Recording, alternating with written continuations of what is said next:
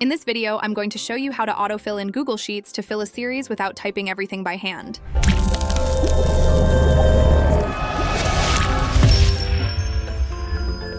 Imagine you have a list of months for a timeline, and you've typed January in one cell and February in the next. To fill in the rest of the months, highlight those first two cells.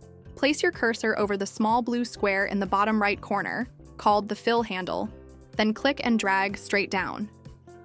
Google Sheets will automatically continue with March, April, May, and so on. This same approach works for days of the week. Type Monday in one cell and Tuesday in the next. Highlight both, then drag down or across. You'll get Wednesday, Thursday, Friday, whatever you need. It also works for numbers. If you have 1 and 2 in consecutive cells, Google Sheets will keep counting up as you drag. Now, if you ever need a combination of text and numbers, like Test 1, Test 2, and Test 3, you can simply type the first two cells, Test 1 and Test 2, highlight them, and drag in the direction you want to continue. You'll see Test 3, Test 4, and so on. The same idea applies if you want to include months and years. For example, January 2023, followed by February 2023, which Google Sheets can recognize as part of a date-related sequence.